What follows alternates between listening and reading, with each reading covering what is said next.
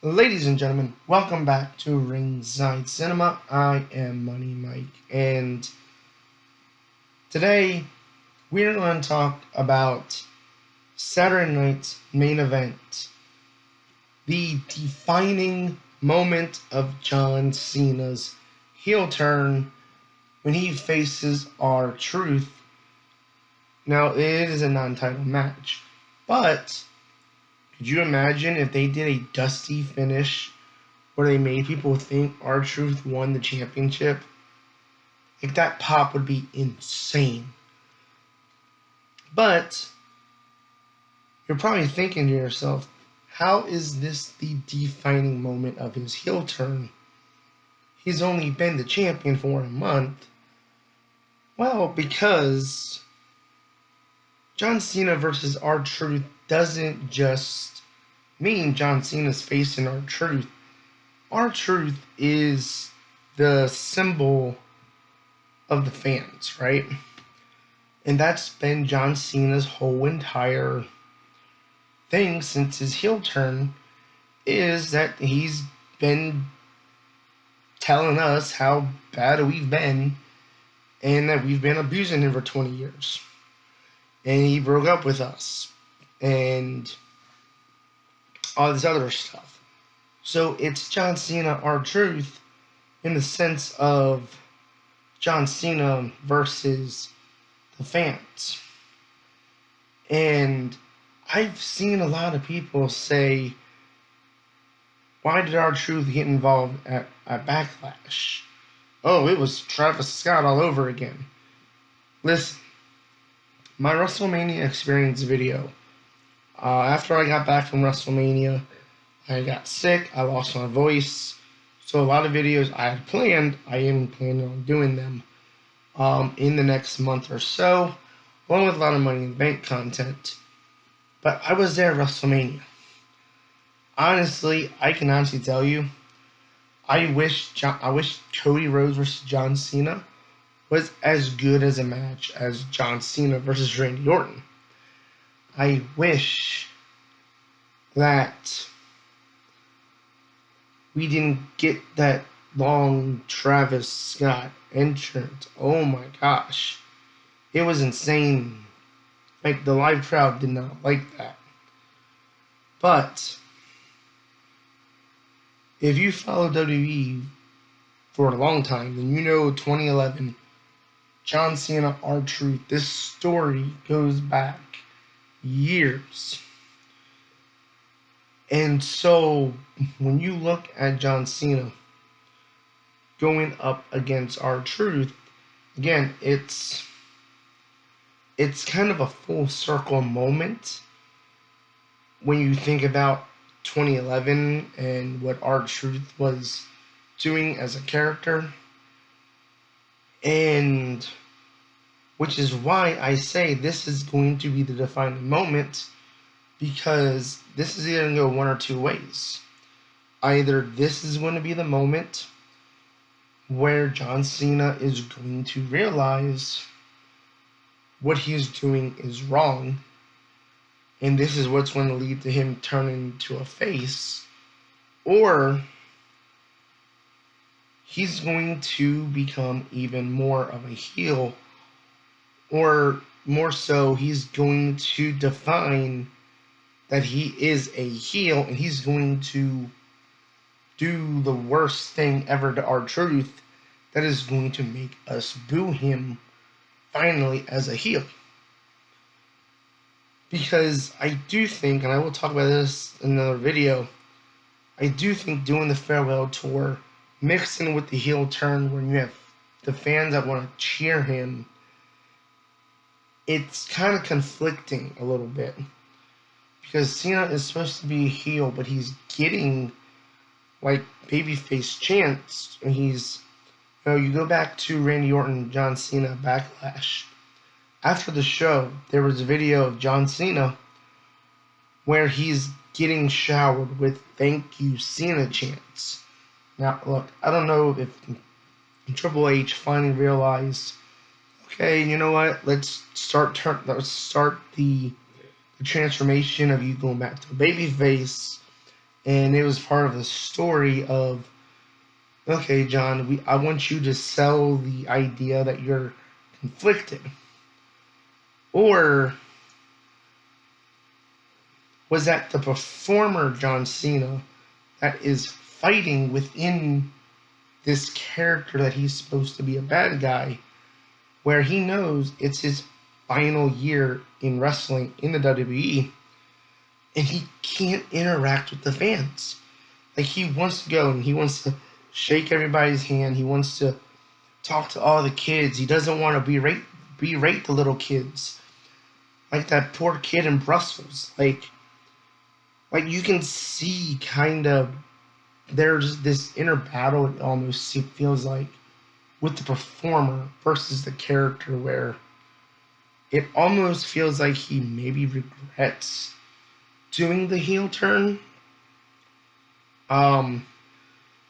because he wants to interact with the fans, knowing this is his last year. And there is that conflict, I think, of, and again, like, maybe it's planned where Triple H is like, all right, look, The Rock's not coming back. We're going to work on turning you a babyface again. And so,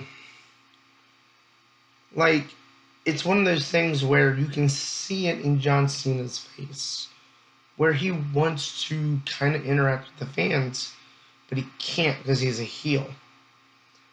So that's why when we look at this match on Saturday, for Saturday night's main event, which I will be live streaming, my first live stream since, Royal Rumble, I think it was. So make sure you do hit that like and subscribe button, and join me this Saturday for a action-packed Saturday night's main event. And when you go back to what John Cena versus R-Truth stands for, it's one of those things where, is John Cena going to see the light?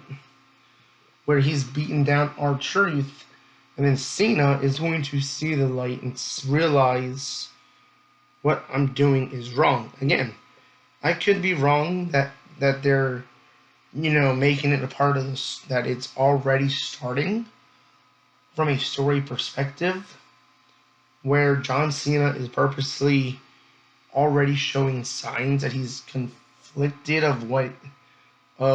he doesn't want to do things this way. Like, if that's part of the story, great.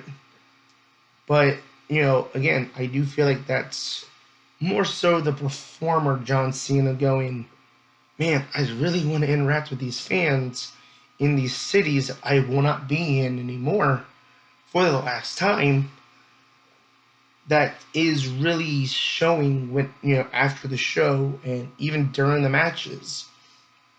And so, yeah, like either John Cena is going to, I do think John Cena will win, but this will be the defining moment, because either this can start the babyface turn of John Cena going back to being a babyface, which, again, I don't know. I don't know if he's going to be turned babyface again before that rematch with Cody Rhodes. That's the only thing. Because I don't think he's going to turn babyface again until we've had that rematch with Cody Rhodes, which could be at SummerSlam. And maybe at SummerSlam, after he loses the championship to Cody, again, maybe that's when we'll start to see babyface John Cena. But R-Truth on Saturday night can be that guy that can be like, John, why are you doing this? Like, you're my childhood hero. You're, like, why are you, like, trying to hurt me? Like, and then John can kind of, and R-Truth is perfect for this spot, because he can play out that character of, like, the sympathy. He can help get that sympathy of the fans, where the fans are going to see this, and they're going to want John Cena to do the right thing. Don't hurt R-Truth. Do the right thing. See the light. But at the same time, could go the other way around, where he sees the fans in R-Truth, and John Cena goes, yeah, the fans have been abusing me for 20 years. I want to beat the tar out of R-Truth. I want to bloody him up like I did Cody Rhodes. I want to hit him with the belt multiple times. Like, I'm going to define that I'm a heel. I'm going to make people boo me. And then we can finally maybe hit that point going forward, Money in the Bank, SummerSlam, and the rest of the farewell tour, where the fans will finally start booing John Cena because of what he did to R-Truth, who the fans absolutely adore and love. So, yeah. Comment below, guys. Do you guys think this match here against R-Truth will be what starts the John Cena babyface turn? Is this going to be what defines John Cena's heel turn? Is he going to start seeing the light? But yeah, comment below, guys. Let me know. Let me know. Do you think this match here, Saturday Night's main event, John Cena, R-Truth, do you think this will be the match and the moment where we start to see babyface John Cena start to show up a bit more? Will John Cena be remorseful, or will he just continue to be a villain and finally make us want to boo him? Comment below, guys. And again, I have so much content coming up now that I got my voice back. Content I've been wanting to post for the past month. I have Money in the Bank content coming up, and my Saturday Night's main event predictions video will be on Thursday, and so much more. So I've been your host, Money Mike, and as always, you've been watching Ringside Cinema.